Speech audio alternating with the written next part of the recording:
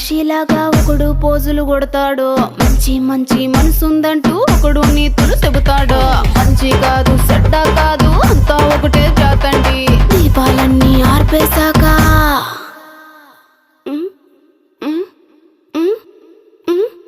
దీపాలన్నీ ఆర్పేశాక అందరి బుద్ధి వంకర బుద్ధి.